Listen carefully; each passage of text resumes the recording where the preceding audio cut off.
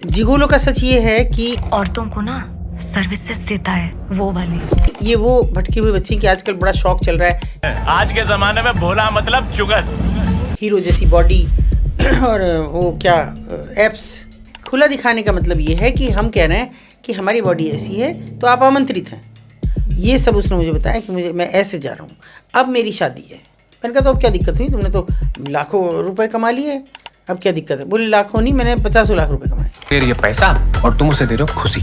सोचिए आप। लेकिन मैं थक गया हूँ। मुझे एक के पास भेजा गया, उसने कहा तुम तो बड़े डैशिंग हो, अब मेरी फ्रेंड भी है तो उसका पति बाहर रहता है। तो आपने बताया हाँ। कि वो कहते हैं कि भाई मैं जाता हूँ और एक रात में कई महिलाओं के पास जाता हूँ कि इतनी महिलाएं हैं जो इस तरह से बुला रही हैं। अमीर घर की लड़कियां लड़कों को हायर करके लेके जाती है एज ए प्ले बॉय। चलो हायर कर लो। मसाज पार्लर्स अगर आपने ध्यान किया वो यूनिसेक्स हो गए हैं, लेकिन इससे अंदर का सच ये है कि पुरुषों की मसाज करेंगी लड़कियां और लड़के करेंगे लड़कियों औरतों की मसाज। पहले उन्होंने खोला और किन्हीं एक पुलिस वाले को फंसाया, फिर वो उनकी वीडियो वायरल हुई और वो उनका स्पा सेंटर बंद हुआ। सेक्स टूरिज्म की सच्चाई क्या है?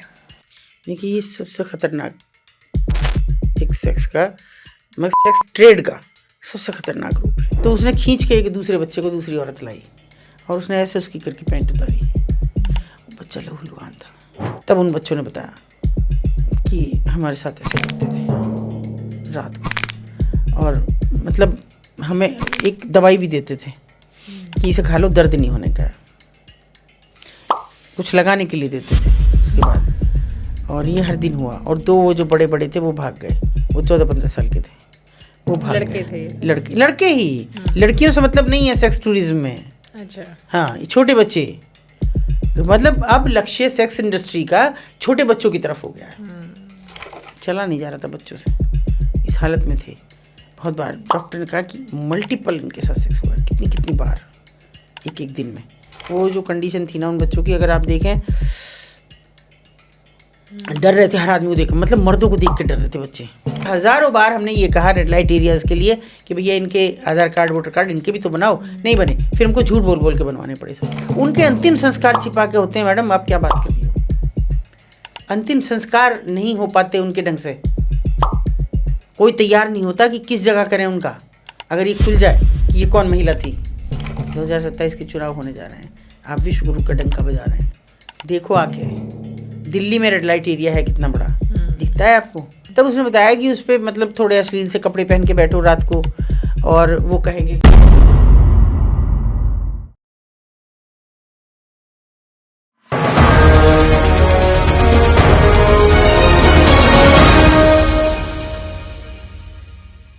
आज के हमारे पॉडकास्ट में अतुल शर्मा जी एक बार फिर से हमारी मेहमान हैं। हमने जब पिछली बार इनसे बातचीत की थी अपने पॉडकास्ट में, तो समाज का एक ऐसा चेहरा हमारे सामने आया था जिसकी के बारे में शायद कल्पना करना भी मुश्किल है। लेकिन आज जो हमारे साथ बातचीत करेंगी उसके बारे में तो कह सकते हैं कि शायद हम सोच भी नहीं पाते, इमेजिन नहीं कर पाते और कल्पना भी नहीं कर पाते, क्योंकि हमने कभी उसके बारे में ना सुना है ना कभी देखा है। आज हम बात करेंगे एक ऐसी सेक्स इंडस्ट्री की जिसमें सिर्फ लड़कियां नहीं बल्कि लड़कों की डिमांड ज़्यादा है। हम जिगीलो की बात करेंगे कि कैसे आज के जो हमारा मॉडर्न टाइम है इसमें जिस तरीके से लड़कियों को सेक्स स्लेव या फिर सेक्स ऑब्जेक्ट की तरह इस्तेमाल किया जाता है, लड़कों का भी वैसे ही इस्तेमाल हो रहा है। साथ ही साथ जो इतने सारे स्पाज सेंटर खुले हुए हैं उनकी रियलिटी क्या है, इस बारे में भी वो हमें बताएंगी।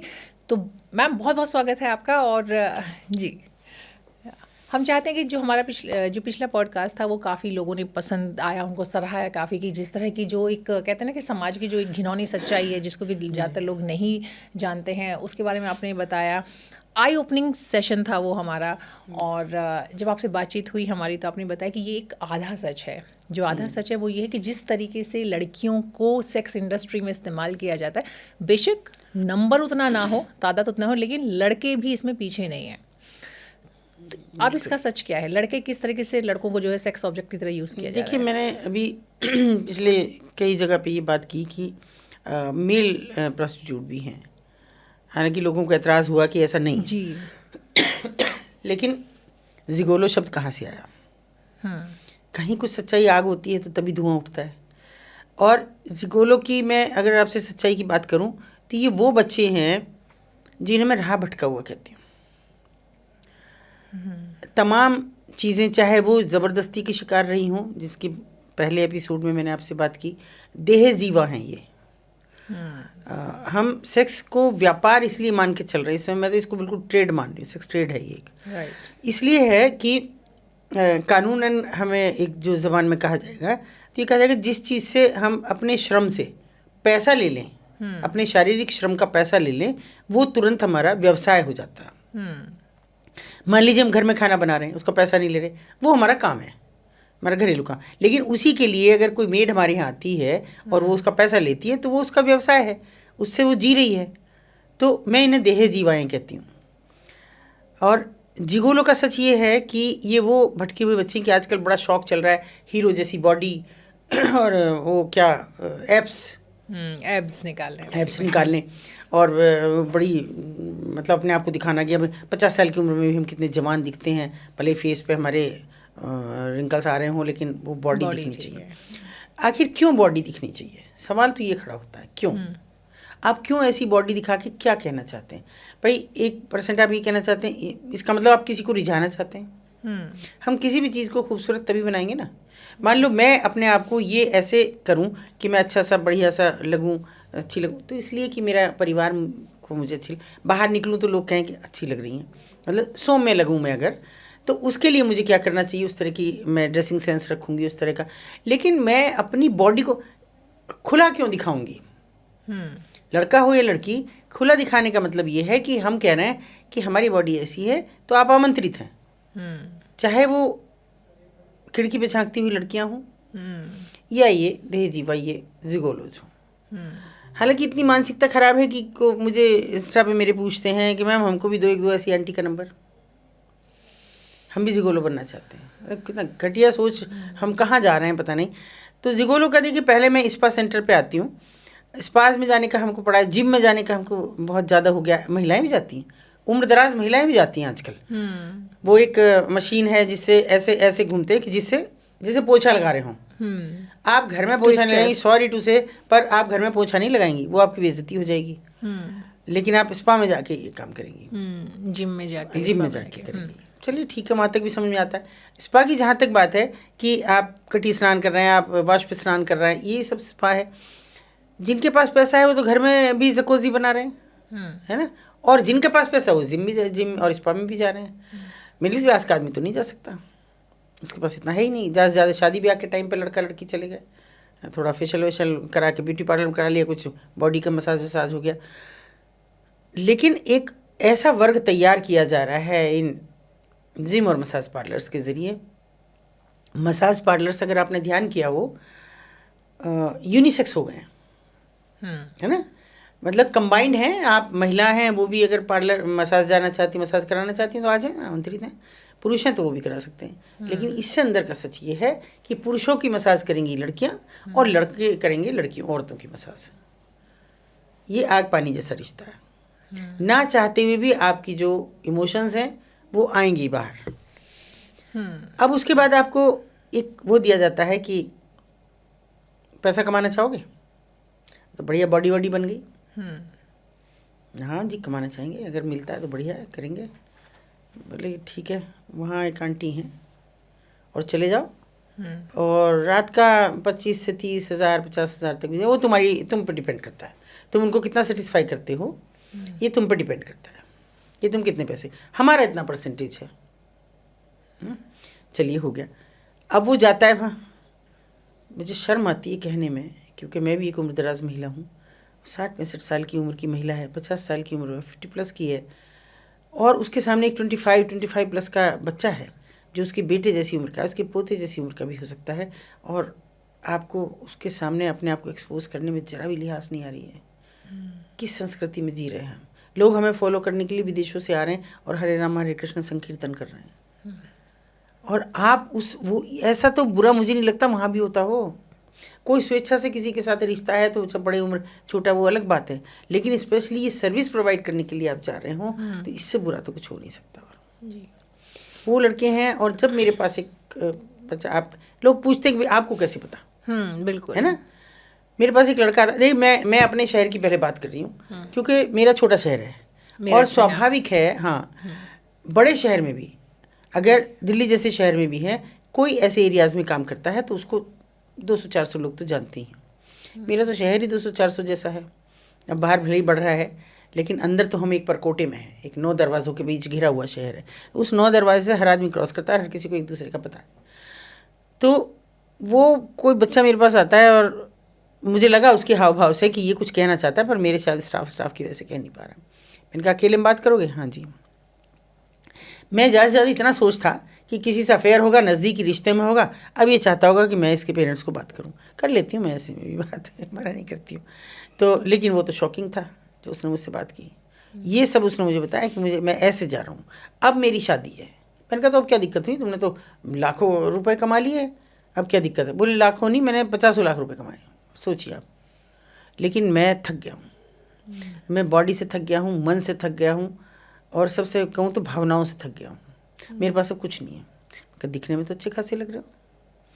बोले जी ये अच्छा खासा होना ही मेरा सबसे बड़ा दुर्भाग्य आज हो गया है, क्योंकि अब वो मेरी शादी नहीं होने दे, मेरी शादी नज़दीक है, वो मेरी शादी नहीं होने दे रही हैं। मैंने कहा दे रही हैं मतलब सिंगुलर या प्लूरल? बोले जी प्लूरल है। ये क्या बात हुई?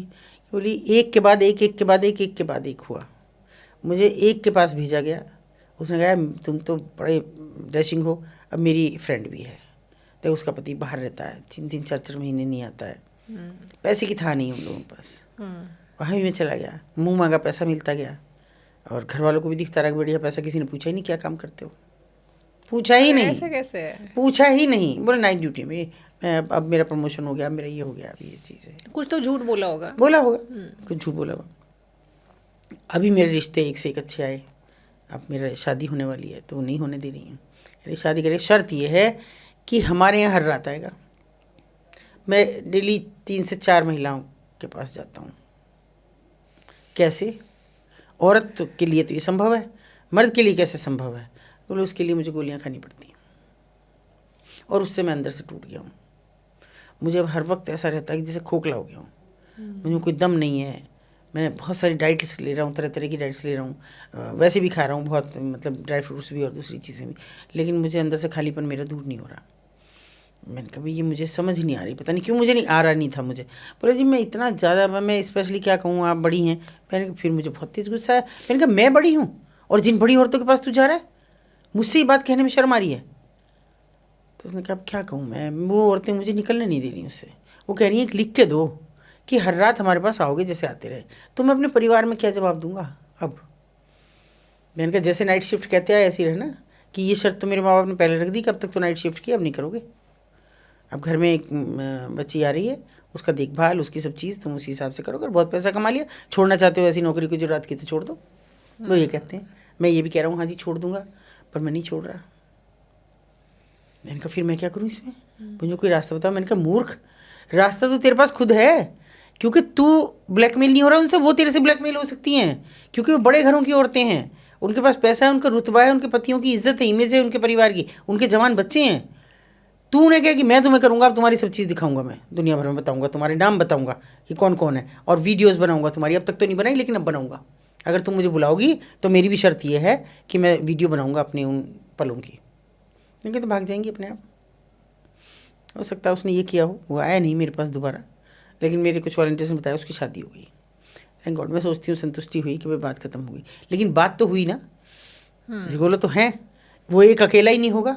मैंने उससे पूछा और भी, बोले मेरी जानकारी में नहीं है, लेकिन होंगे, क्योंकि सबकी पहचान एक दूसरे से छिपा के रखी गई होगी। नहीं बताया गया होगा कि भाई तुम इससे मत करना, तुम इससे, क्योंकि तुम्हारी आपस में बात होगी तो स्वाभाविक है बाहर जाएगी। तो इतना कड़वा सच था कि पता नहीं वो अपनी फैमिली को कैसे एंटरटेन कर रहा होगा, लेकिन वो कह रहा था कि मैं तो इस लायक ही नहीं महसूस कर रहा कि मैं शादी करूँ, बिना गोली में रह नहीं सकता, बिना गोली किसी स्त्री के पास में नहीं जा सकता। अब मेरी ये स्थिति हो गई है। देखिए ना, ये इसमें एक और चीज़ है जो आपने बताया। हाँ। कि वो कहते हैं कि भाई मैं जाता हूँ और एक रात में कई महिलाओं के पास जाता हूँ। तो ये तो फिर अपने आप में एक बड़ा सवाल ये भी है ना कि इतनी महिलाएं हैं जो इस तरह से बुला रही हैं। बिल्कुल बिल्कुल, जिनके पास पैसा है उसको, उनको देखिए उनकी लग्जरी दूसरे तरह की है, उनके पास ज्वेलरी है, उनके पास कपड़े हैं, मन पसंद सब चीज़ें, मुँह से पहले निकलेगी उससे पहले हाजिर हैं, लेकिन उनके पास वो उनकी शारीरिक ज़रूरत पूरी नहीं है जिसकी हर औरत को और हर मर्द को ज़रूरत है। तो ये रास्ता निकाल लिया उन्होंने। हर देख, मैं इसीलिए मैंने कहा आपसे शुरू में भी, ये सेक्स इंडस्ट्री स्थापित हो रही है धीरे धीरे भारत में, जो हमारा नहीं था। तो आपने बताया कि बेसिकली एक तो ये इस तरह की चीज़ें जो आती हैं नॉर्मली शुरू होती हैं, मतलब जो एक होने के लिए तो देखिए कहीं ना कहीं जिस तरीके से पूरा कुछ लोग होते हैं जो मिडिल मैन होते हैं जो इस तरह की चीज़ें करते हैं, लेकिन इसमें ही बहुत बड़ा रोल है आपके जो स्पा सेंटर्स हैं, जो मसाज सेंटर्स हैं, तो उसमें नॉर्मली जो मसाज सेंटर्स वगैरह भी हैं जिसमें रोज़ आप एडवर्टाइजमेंट देखते हैं अखबारों में, ऑनलाइन सब, तो उसकी जो एक रियलिटी होती है वो रियलिटी ये भी कहीं पे मैंने किसी ने मुझे बताया था, एक बार शेयर किया था कि उसमें एक हैप्पी एंडिंग वर्ड यूज़ करते हैं। ठीक है, इंडिया में है नहीं पता नहीं, लेकिन थाईलैंड वगैरह में होता है। उस हैप्पी एंडिंग का मतलब ही ये होता है कि पहले आप मसाज अपने क्लाइंट को मसाज दे रहे हैं और फिर आदमी अगर उससे ज़्यादा एक्सपेक्ट कर रहे हैं तो आप वो भी सर्विस प्रोवाइड करेंगे। तो एक तरह से तो कह सकते हैं कि जिस तरह के स्पा के नाम पे या फिर मसाज के नाम पे धंधा हो रहा है, कितना % नहीं देखिए, आए दिन, मैं तो अपने शहर की बात कर रही हूँ, मैं तो दूसरे की बात ही नहीं करती। मेरे शहर में आए दिन मसाज पार्लर्स पे छापे लग रहे हैं, आए दिन स्पा सेंटर्स पे छापे लग रहे हैं। क्यों? पहली बात तो तेजी से क्यों बाढ़ आई, समझ सकती हूँ मैं कि नोएडा और मेरठ और ऐसी जगह ये तेजी से नवधन कुबेरों की नगरी हैं, है ना, जो ज़मीन का पैसा बेच के और पैसे वाले हुए, हो सकता है वो लग्जरी की चाहत में वहाँ तक जा रहे हों। मगर ऐसा भी क्या कि कैसे खबर मिलती है पुलिस को कि वहाँ पे ये सब हो रहा है? हमने कितने की सूचना दी, नहीं खुलना ये। एक मैं अभी आपको बताती हूँ, मैं एक दिन पॉडकास्ट में थी, मेरे पास किसी का फ़ोन आया, पत्रकार बच्चे का एक, कहा कि दीदी ये फिर खुल रहा है। वो एक पर्टिकुलर नाम लिया, पर्टिकुलर इसलिए मैं कह रही हूँ कि पहले उन्होंने खोला और किन्हीं एक पुलिस वाले को फंसाया, फिर वो उनकी वीडियो वायरल हुई और वो उनका स्पा सेंटर बंद हुआ। ओके, उसमें वो जेल वेल भी गई। वो तो पुलिस वाले को क्योंकि उन्हें पता था तब तो फांसी जाओगे। वो तो सैया भाई कोतवाल डर काहे का, इसलिए वो तो थे साथ में, वो उनके साथ वीडियो बनाया कि वो पुलिस वाला था, जो किसी और का, पुलिस वाले का तो सपोर्ट था। अच्छा, ओके। वो बंद हुआ वहाँ से, तो उन्होंने दूसरी जगह खोला। वहाँ फिर कुछ लड़कियों के होने की सूचना हुई, लड़कों के आने की जाने की। ये जो यूनिसेक्स बना रहे हैं ना, ये इसीलिए ताकि कोई सवाल ना उठाए, दोनों तरह के आते हैं तो दोनों तरह का होता है, एक तरफ लड़कों का एक तरफ लड़कियों का है वो हुआ। और मैं आपको हैरानी की बात ये बताऊंगी कि ऐसा खुद के बहुत पहले, लगभग 10 साल से भी ज़्यादा से पहले मैं कह रही हूँ, नहीं बहुत ज़्यादा और भी पहले कह रही हूँ, कि पहली बार मेरे सामने एक इस तरह का वो खुला, वो पार्लर, मेंस पार्लर और लेडीज़ पार्लर एक साथ था। तो हमने कहा भाई ये जेंट्स पार्लर तो इतना सा बाहर एक दुकान सी में था, बाकी वो अंदर था। हमने कहा भाई ये क्या है, और फिर पीछे की तरफ रूम्स थे कि कोई रिलैक्स होना चाहे, क्योंकि बॉडी रिलैक्स करनी है करनी। थोड़े दिन बाद ही पता लगा उस पर रेड हुई, बहुत पुरानी बात कर रही हूँ, 20 साल पुरानी लगभग रेड हुई। तब तक ये बातें ठीक से समझ नहीं आ रही थी, हम तो वहीं लगे पड़े थे। तो उसके बाद में अभी जो ये ताज़ा हुई हैं, वो उन्हीं महिला ने फिर तीसरा खोला। और जिस दिन मैं पॉडकास्ट में थी किसी में, तो उन बच्चे का मुझे फ़ोन आया एक का कि दीदी फिर से वो खोल रही हैं आज यहाँ, और बड़ी फेमस जगह पे उन्होंने वो खोला। तो हमने किसी से बात की, खैर उच्चाधिकारी से, मैं कहा सब बंद कर दो, देखो हम हैं बवाली लोग, कल वहाँ करेंगे तो फिर वो होगी, बंद करा दो आज ही। हुआ वो खुलने से पहले सुबह उसका शुभारंभ था, बड़े बड़े लोगों के नाम थे उनकी लिस्ट में, ये आ रहे हैं, कोई नहीं आया, और सुबह उस पर सील हुई। किसी कारण से तो हो रही होगी ना, कोई तो मोहल्ला अगर शिकायत कर रहा है, कोई कॉलोनी अगर शिकायत कर रही है, तो क्यों बताइए कि वो तो कहेंगे कि हमने तो अभी शुरू ही नहीं किया, तो आप कैसे कंप्लेन कर रहे हैं? लेकिन 2 बार पहले वो हो चुकी, एक बार जेल जा चुकी, एक बार वहाँ बंद हो चुका, तीसरी बार फिर वही मिला। आखिर क्यों बार बार तुम उसी काम को क्यों करना चाहते हो जिसके लिए तुम जेल तक काट के आ गए? क्यों करना चाहते हो उसी काम को? कहीं तुम्हारे हित हैं उसमें, और उन हितों को प्रभावित हो रही है कि भाई नहीं हो रहा काम, अरे भाई ये तो गड़बड़ होगी। तो ऐसे कुछ तो ऐसे देखिए, आग होती है तभी धुआं होता है, नहीं तो नहीं होगा। लाख लोग ये कहें कि ये कानून के दायरे में आए, ये नहीं आए, पर इफेक्ट तो यही है।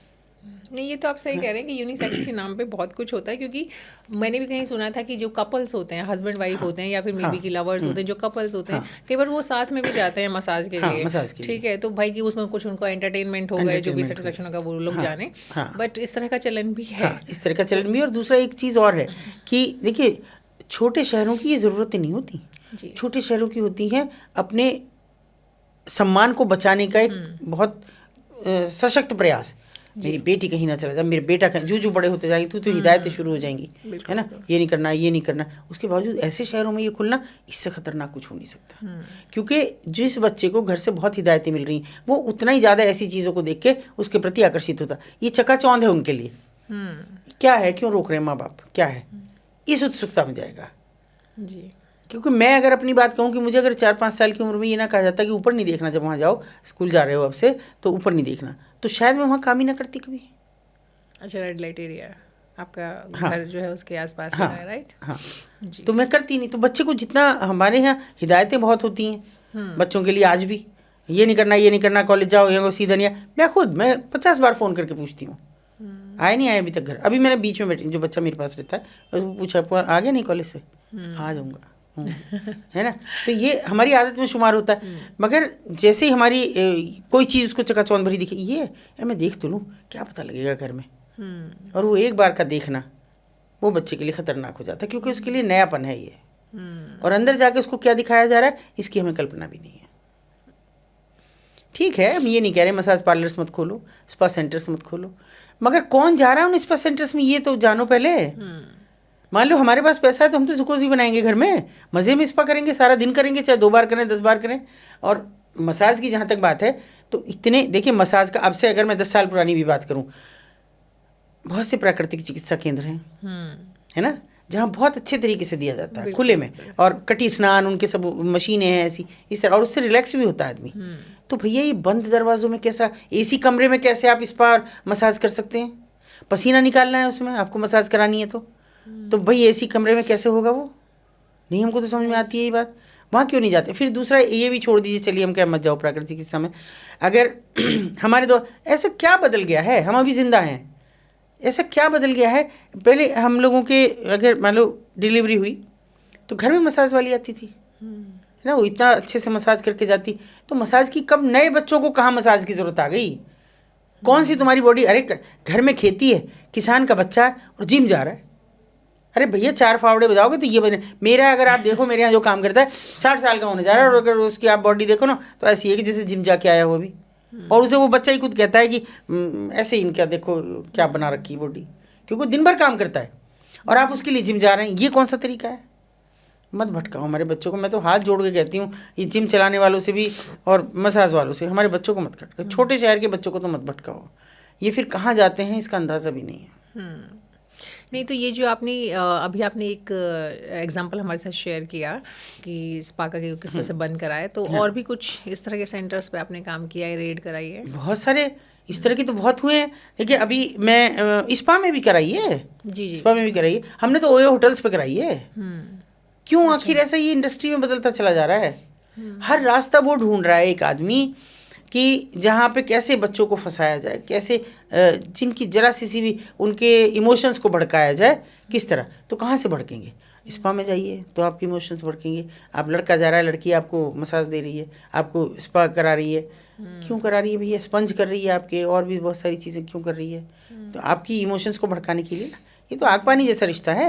मसाज पार्लर्स में तो है ही है कि आप लेटिए और आपकी फिर बॉडी को मसाज करेगी, थोड़ा और कपड़ा, वो खुद ही कहेगा मेरा थोड़ा और कपड़ा इधर करो, थोड़ा इधर करो, सारी चीज़ें। मतलब नहीं मुझे समझ आ रहा कि मसाज में क्या करने जाते हैं। नहीं, एक्चुअली आप बिल्कुल सही कह रहे हैं, क्योंकि जिम पे भी बहुत बार सवाल खड़े होते हैं। जिम के नाम पर कई सारी खबरें भी इस तरह की आती हैं कि आप मैरिड वुमेन है, फिर वो जो का जिम ट्रेनर, उसके साथ अफेयर शुरू हो गया, फिर बाद में जाकर के कहीं मर्डर हो रहा है, कहीं हस्बैंड का मर्डर हो रहा है, कहीं पे उससे पीछे लड़की के साथ कुछ हो रहा है। तो इस तरह की खबरें तो आती रहती हैं कहीं ना कहीं, कि जहाँ पे भी इस तरह का, चाहे आपका जिम हो, चाहे आपका स्पा हो, तो कहीं भी जब आप करा रहे हैं तो एक तो चेक कर लें। अगर खासकर जो नहीं फंसना चाह रहा है, कुछ लोग ऐसे भी होते हैं ना जो कि फंसना नहीं चाहते लेकिन गलती से फंस जाते हैं, तो उनके लिए तो आई थिंक यही होगा कि पहले टेस्ट करें भाई कि आप कहाँ जा रहे हो, ठीक है, उसकी रेपुटेशन कैसी है, और जब थोड़ा भी शेडी जानकार के पास जा सकते हैं। जी बिल्कुल, थोड़ा भी शेडी लगता है तो उससे अवॉइड करें। आपने बताया कि ओयो रूम्स में आपने रेड कराई है, आपने बताया कि स्पा सेंटर्स पे आपने ये सब कराया है, और जिम तो आई थिंक उससे खुलेआम तो नहीं आते, बट कहीं ना कहीं वहाँ पे भी आप देखते हैं कि बातें शुरू होती हैं आप बॉडी के साथ ही, कि आप बॉडी बिल्डिंग कर रहे हैं और ट्रेंड कर रहे हैं बॉडी के।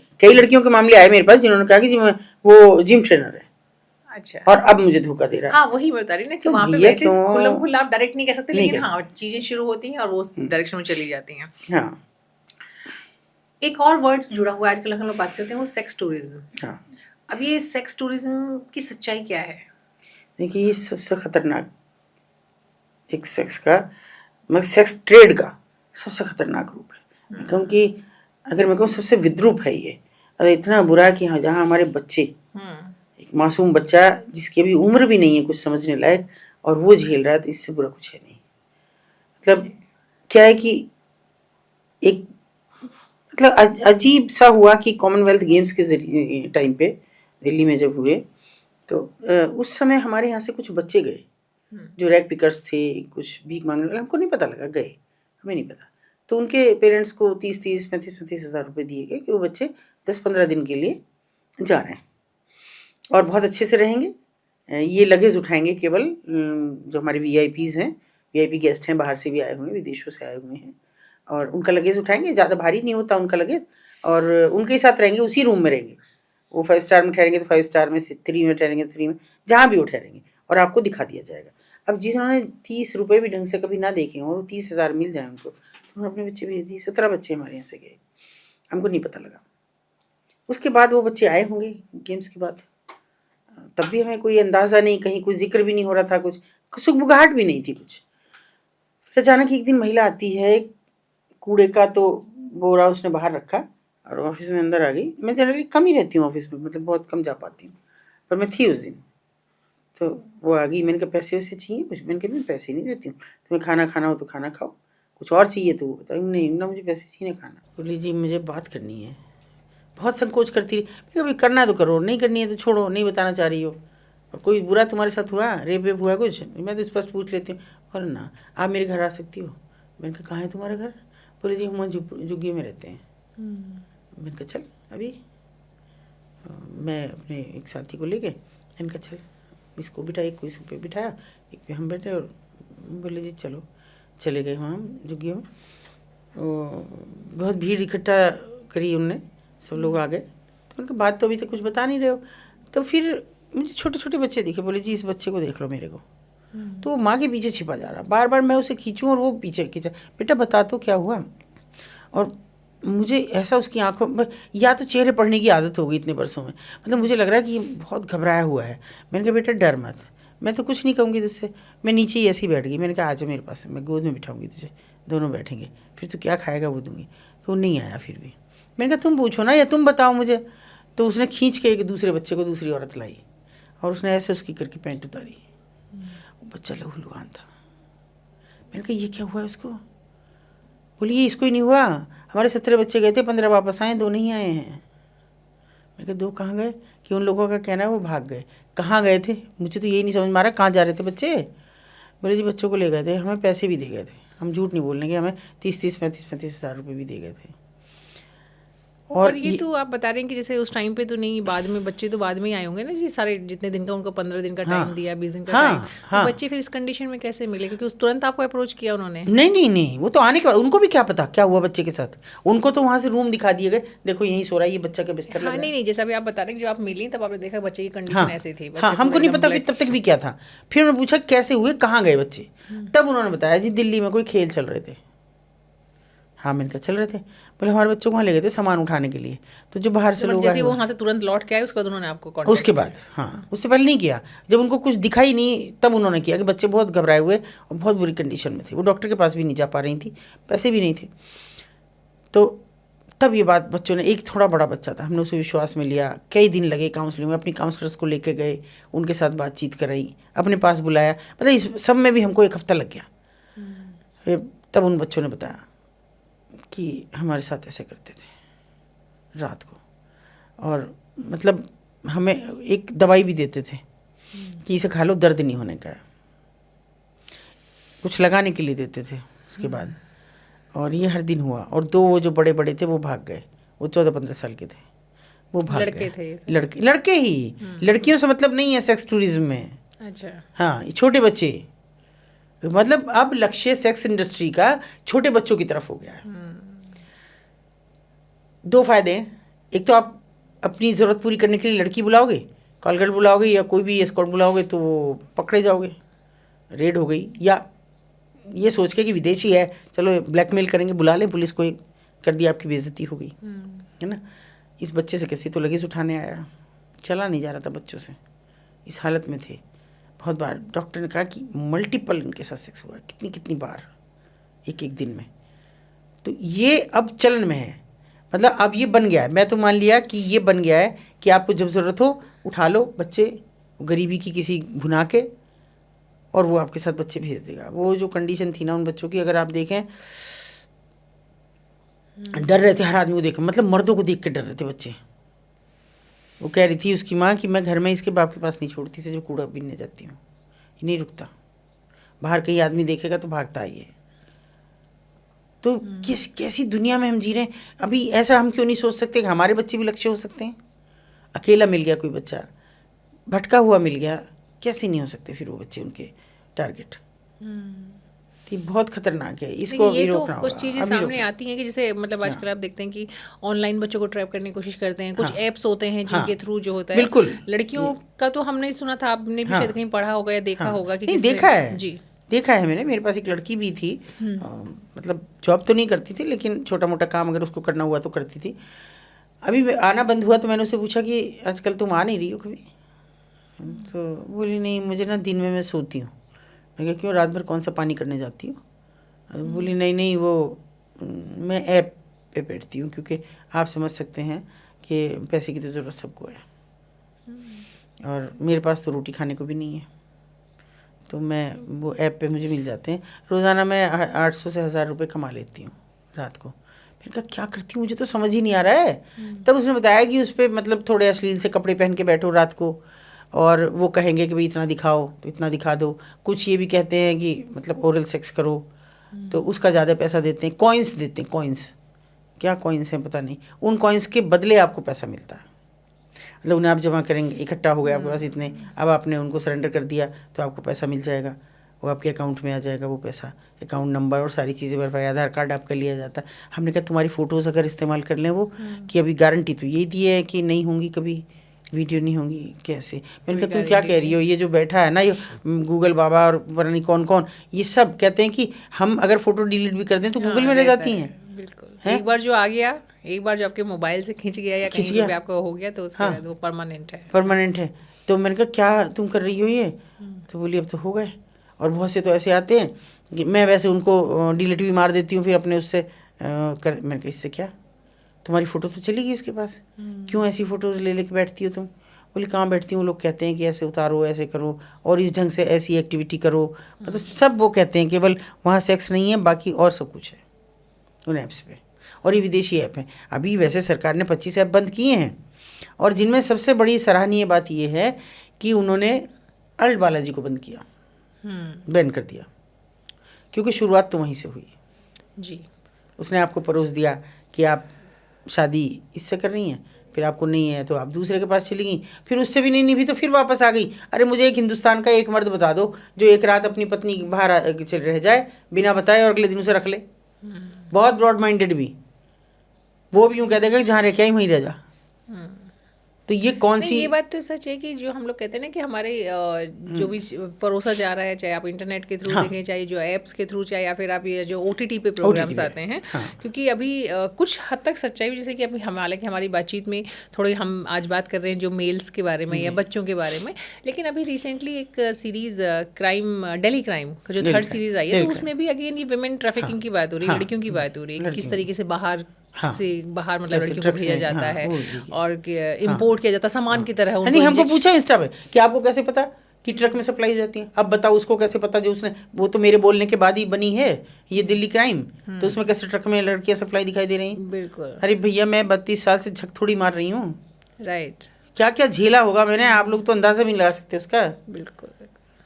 तो ये यही दिखाया जाता है कि लड़के को इंजेक्ट किया जाता है, बेहोश किया जाता है, फिर उसके अंदर कार्गो के अंदर भर करके उनको भेजा जाता है बाहर में, और मतलब देख करके भी लगता है कि यार कोई कैसे और कहाँ शादियों के नाम पे फर्जीवाड़ा, ठीक है, तो वो एक अलग बड़ा मसला है अपने आप में। बिल्कुल। तो चलिए देखिए, कुछ चीज़ें औरतों के बारे में तो हम लोग जानते हैं, उसके बात भी होती है, लेकिन पुरुषों के बारे में जो हम आज बातचीत कर रहे हैं कि किस तरह वो जिगी लोग आते तो शौक में ही है खुद से, लेकिन फिर वो फंस भी सकते हैं, और फिर वो शौक भी है तो कहीं ना कहीं भारी पड़ता है आगे जा करके। फिर हम बच्चों की बात कर रहे हैं जो कि बहुत बहुत बड़ा कंसर्न है, बहुत बड़ा है।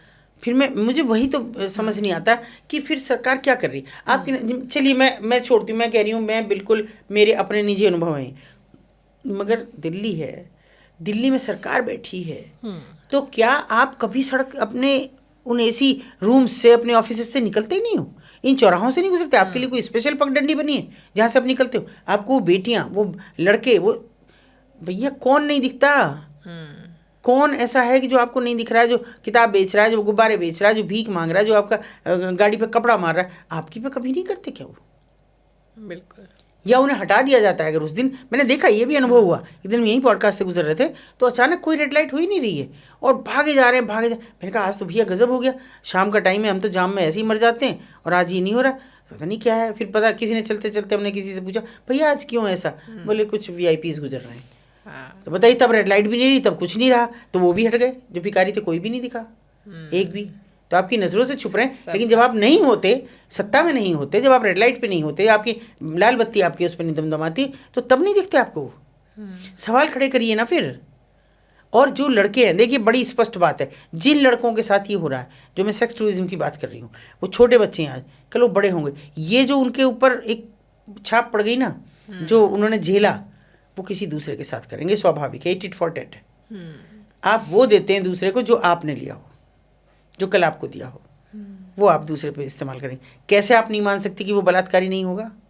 वो किसी के साथ ज़बरदस्ती नहीं करेगा, क्योंकि उनके साथ ज़बरदस्ती हुई। वो उसका बदला किससे ले जाके? जो उन्हें सबसे कमज़ोर दिखाई देगा, राइट, उससे वो बदला। और दो जो वो भागे हैं उससे बच के, क्या आप मानती हैं कि वो कहीं बलात्कार नहीं करेंगे किसी लड़की के साथ? उनकी अपनी इच्छाएं नहीं होंगी कहीं? तब वो और ज़्यादा बदतमीजी से करेंगे, और ज़्यादा। तो फिर इसमें आपने कहीं अप्रोच किया इस केस में?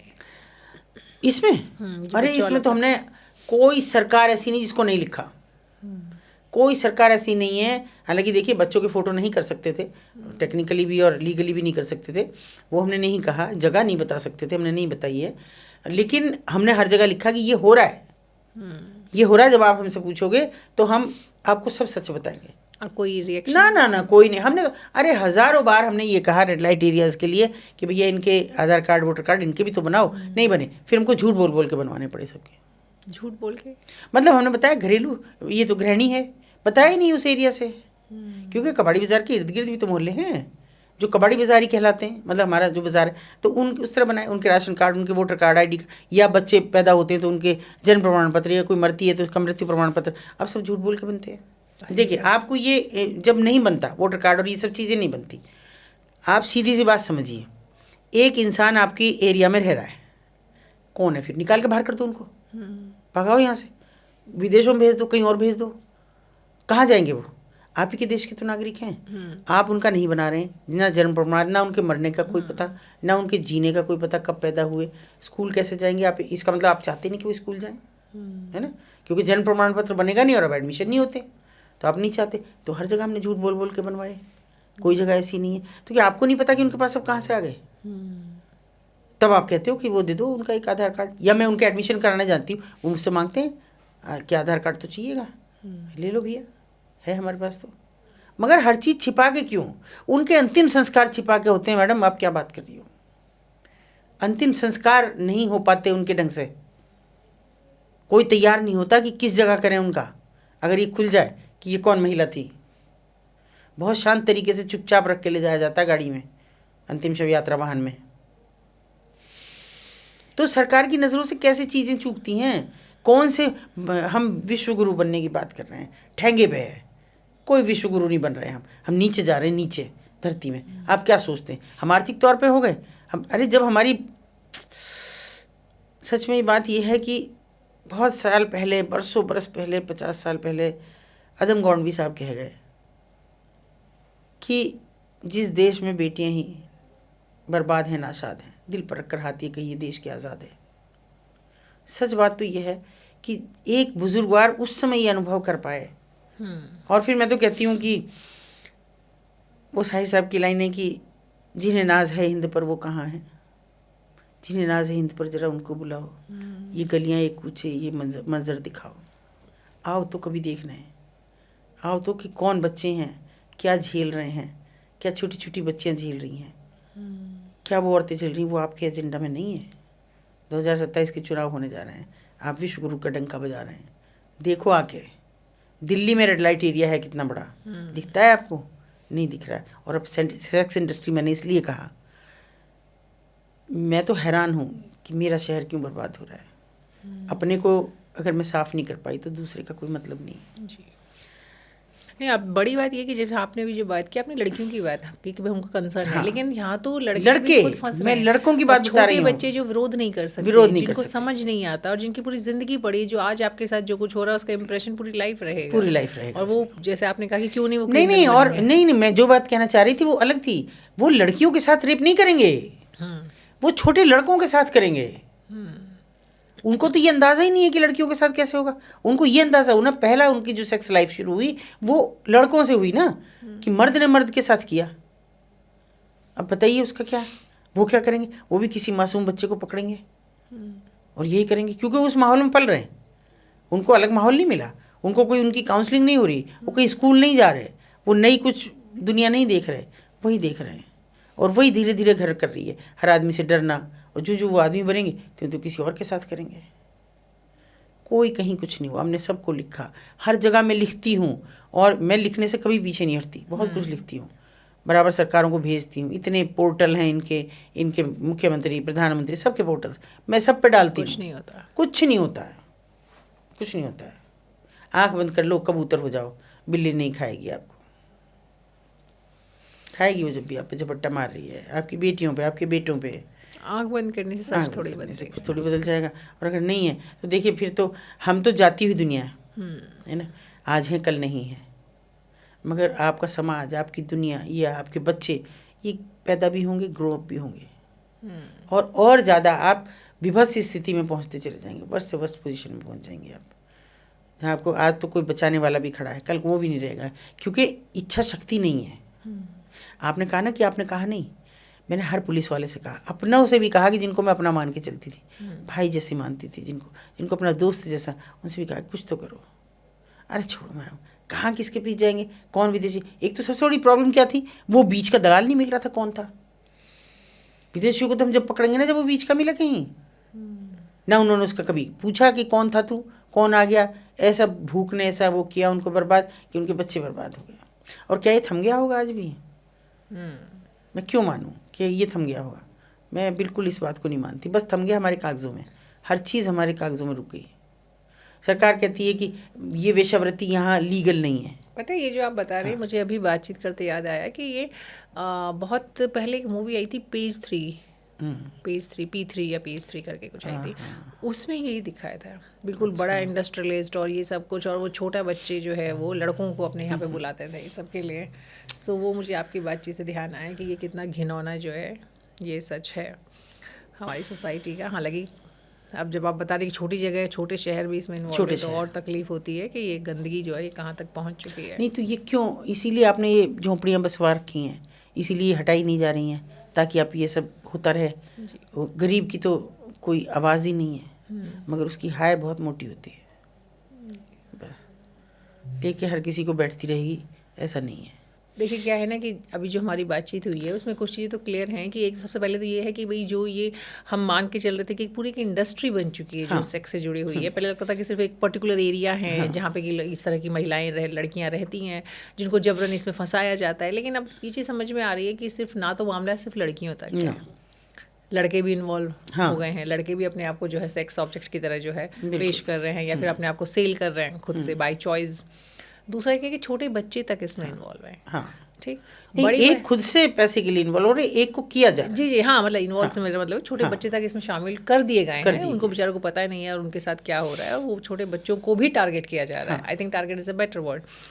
और इससे भी बड़ी बात यह कि जब हम लोग बात करते हैं ये हो कैसे रहा है, तो जो हमारे बराबर में जो खुले हुए हैं जिम है, आपके पार्लर्स हैं, स्पा पार्लर्स हैं, वो सब इसका एक मीडियम बन रहे हैं। आपके जो ओयो रूम्स है जहाँ आप जाते हैं वो इसका मीडियम बन रहे हैं। तो मतलब कह सकते हैं कि ना तो हमारा अड़ोस पड़ोस सेफ है, हम सेफ है जहाँ पे हम रह रहे हैं, ना ही हमारा पूरा जो हमारे मतलब लोग रह रहे हैं आसपास, हम उनमें किसी पर भरोसा कर सकते हैं। देखिए इसलिए नहीं है तो क्योंकि हम चर्चा नहीं करते जी, बात नहीं करते किसी भी आंदोलन के लिए। जब आपको खड़ा करना है कोई आंदोलन, तो उसके लिए खर्चा, चर्चा और पर्चा, तीनों चीज़ की ज़रूरत है। क्या बात। और हम कुछ भी नहीं करते, खर्चा नहीं करते, हम अय्याशी में करेंगे, आंदोलन पे नहीं करते। चर्चा तो हम करना ही नहीं चाहते, पर्चे हम बांटते नहीं जी, क्या करेंगे। मतलब एक्चुअली एक बड़े रीज़न ये भी ना मैम कि शायद ज़्यादातर लोग लगता है कि हमारा मसला नहीं है, ठीक है, हमारा मसला नहीं है, और जब जहाँ पे सच पता चल जाता है वहाँ पर्दा डालने की कोशिश करते हैं क्योंकि हम इतना कड़वा सच नहीं आ जाते। चलिए, उम्मीद है कि जो ये जिसकी हम बातचीत कर रहे हैं जिस विषय पे, और आने वाले वक्त में चीज़ें कुछ बेहतर हों और सरकार भी इस चीज़ को लेकर थोड़ी गंभीर हो और कुछ एक्शन ले, खासकर बच्चों की अगर हम बात करते हैं जो कि भविष्य है हमारा, उनके साथ किसी भी तरह की चीज़ें ना, और बेटियों पे भी, इन बेटियों पे, जी बिल्कुल। तो हमें पूरी उम्मीद है कि जो हमारी बातचीत है वो ज़रूर जो अधिकारी हैं उन तक पहुंचेगी और कुछ अच्छी खबरें, कुछ अच्छी चीज़ें हमारे सामने आएंगी। बहुत बहुत शुक्रिया, आपने एक ऐसा विषय हमारे सामने रखा है जिस पे कि नॉर्मली बातचीत होती नहीं, या फिर कह सकते हैं कि जानकारी बहुत कम है। Thank you so much.